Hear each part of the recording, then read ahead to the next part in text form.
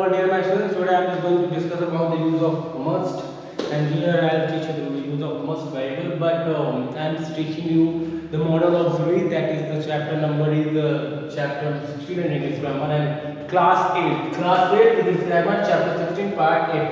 But actually I am not clear this is a part 8, maybe actually I don't remember, but I think that it is a part 8.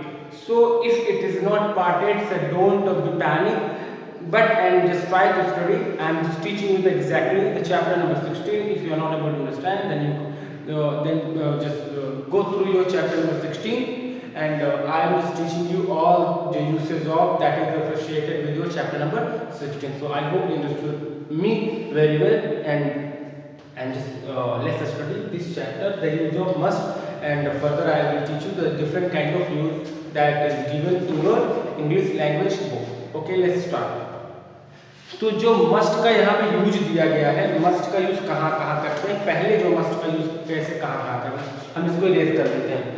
एक बार फिर से आपको नाम याद दिला देते हैं, यूज ऑफ मस्ट है और आगे भी ऑट का भी यूज है, चैप्टर 16 इंग्लिश ग्रामर है, क्लास 8 है।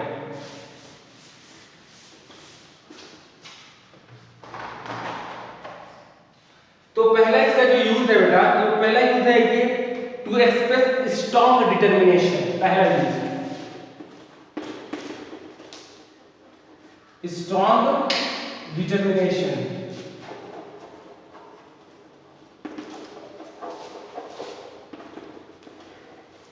जब हम स्ट्रॉन्ग डिटर्मिनेशन की बात करते हैं, then we use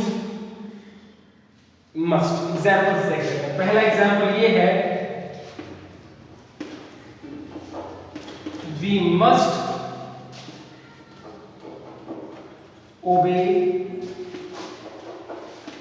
the traffic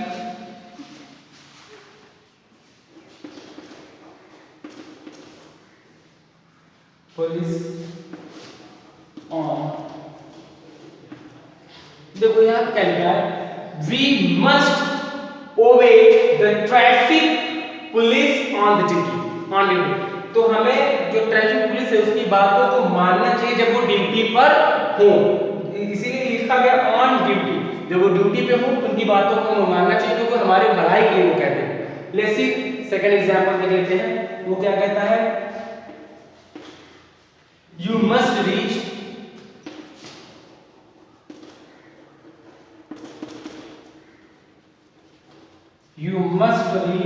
there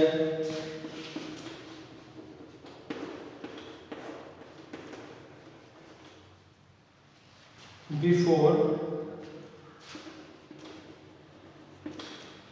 you must reach there before noon। तो आपको दोपहर पहले जरूर पहुंच जाना चाहिए। तो बिफोर नून मतलब आपका दोपहर होता है। तो यहाँ पे क्या है, स्ट्रॉन्ग डिटर्मिनेशन। आपको यहाँ पे देखने को मिलेगा, यहाँ पे स्ट्रॉन्ग डिटर्मिनेशन की जब हम बात करते हैं तब हम यूज करते हैं मस्ट का यूज। ये आपका जो था मस्ट यूज। अब दूसरे और किस सेंस में यूज करते हैं उसको भी देख लेते हैं। ये तो आपका पहला यूज था स्ट्रॉन्ग डिटर्मिनेशन के लिए।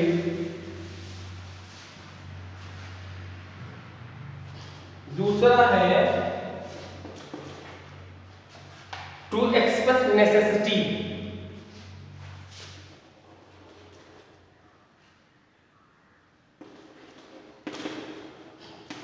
पहला नेसेसिटी है, दूसरा कंपल्सन है।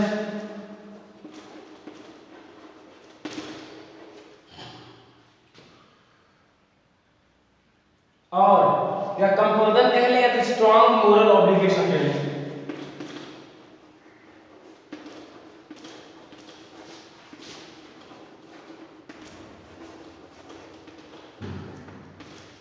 या हम ये कह लें, या तो नेसेसिटी होती है, या तो कंपल्सन होता है, या तो स्ट्रॉन्ग मोरल ऑब्लिगेशन होते हैं। जैसे नेसेसिटी मतलब होती है आवश्यकता, जरूरत, मतलब ये जब होती हो, और जब कंपल्सन मजबूरी होती है, जब मोरल स्ट्रॉन्ग मोरल ऑब्लिगेशन करता है ड्यूटीज की जब बात आती है। तो अब हम let's see two examples on the based on these three.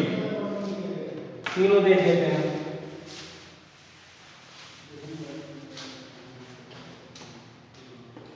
पहला है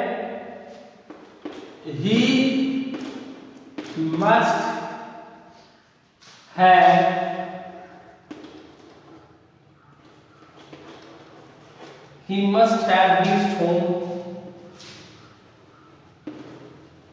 by now. अब आपका यहाँ क्या है, he must have reached, वो जरूर पहुंच चुका होगा होम बाय नाउ, अब तक वो जरूर घर पहुंच चुका होगा, 101% पहुंच चुका होगा। ये हम इसका यूज ये है मस्ट का यूज। अब इंसान सेपरेटली बेटा मस्ट हैव का यूज अलग पड़ता है, क्योंकि यहाँ पे आप कहा है तो खाने का पाऊंगा, क्योंकि मस्ट बहुत तरीके से होता है। अभी हम यहाँ पे जरूर पहुंच चुका होना चाहिए, ये वाला सेंस नहीं है, जरूर पहुंच चुका होगा। तो आपको मन में आएगा कि गागी वाला सेंस कहाँ गया। Will develop separate videos on this topic. अभी तो हम इसको जो पढ़ रहे हैं तो पढ़ ही रहे हैं, सेपरेट जब वीडियोस बनाएंगे तो आपको बेहतर तरीके से समझ में आएगा। दूसरा एग्जांपल देख लेते हैं। दूसरा एग्जांपल है the train must have arrived at the station. Arrived at the station.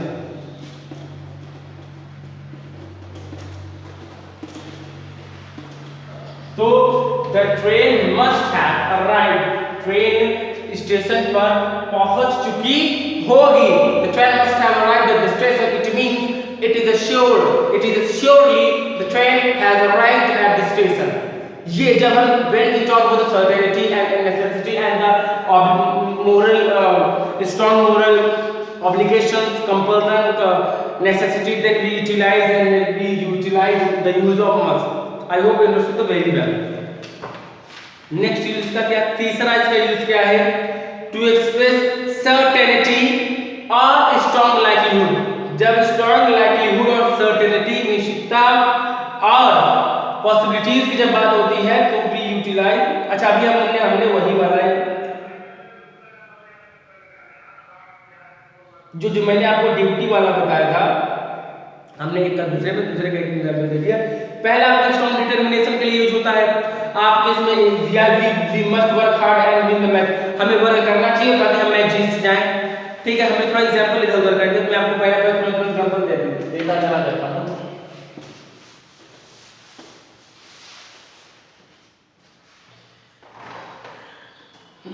जैसे अभी हमने बात किया कि स्ट्रॉन्ग डिटरमिनेशन की बात की, स्ट्रॉन्ग डिटरमिनेशन में है वी मस्ट वर्क हार्ड, हमें मेहनत करनी चाहिए, एंड विन द मैच, और मैच जीतना चाहिए। We must work hard and win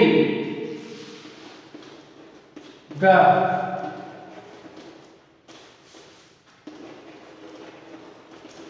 match. ये आपका पहला जो स्ट्रॉन्ग डिटरमिनेशन को करता है, ये उसका पहला एग्जांपल था। दूसरा ये मैं आपको बोलकर बताता चला जा रहा हूं, नेसेसिटी, कंपल्सन और स्ट्रॉन्ग ऑब्लिगेशन। वी शुड ओबे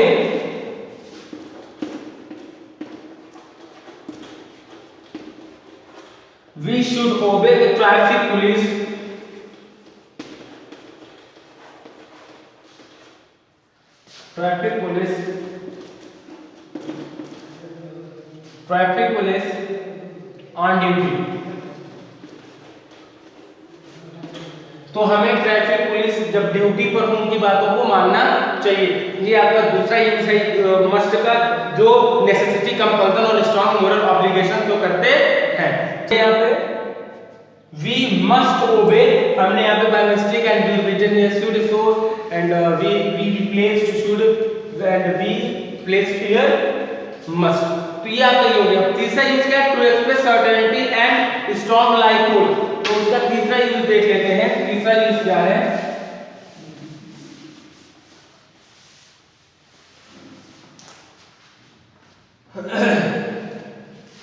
जैसे हमने लिखा था ही मस्ट हैव रीच्ड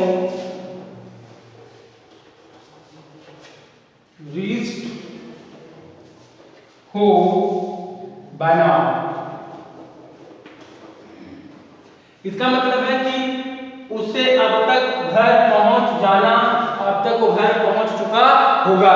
घर पहुंच जाना चाहिए तो केवल मस्ट होगा, अब तक वो घर पहुंच चुका होगा। तो उस सेंस में we can utilize the use of must, and so because we have to utilize must only for that thing, that is only for that context, because when we use must for the certainty and strong likelihood, when we talk about the possibility, so we utilize use of must. और कितना use और है, इसी का भी दो use और है, उसके बाद ये खत्म हो जाएगा।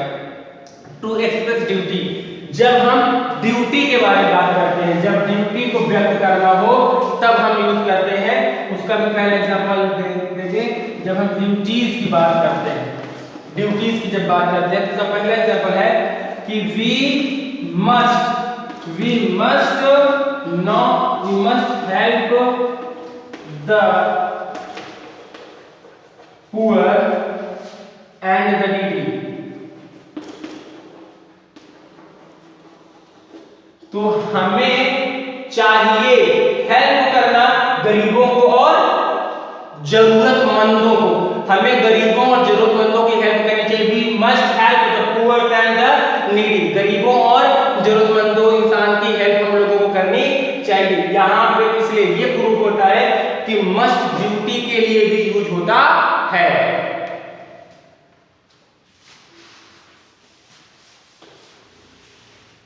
अब इसका लास्ट जो यूज है, पांचवा जो यूज है इसका देख लीजिए, to express prohibition and command, यानी प्रोहिबिशन एंड कमांड।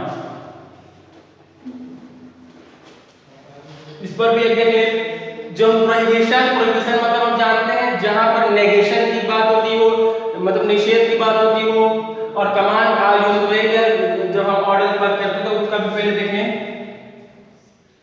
पहला use we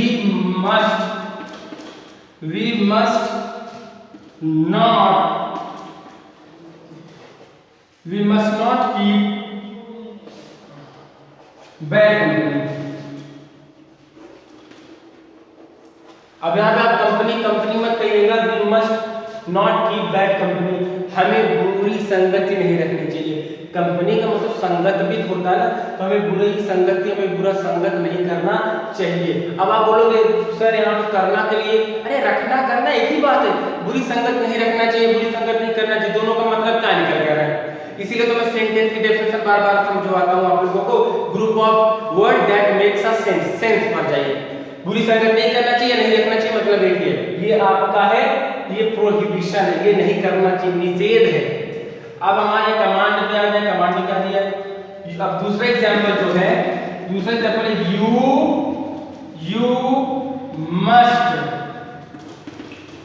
you must finish your project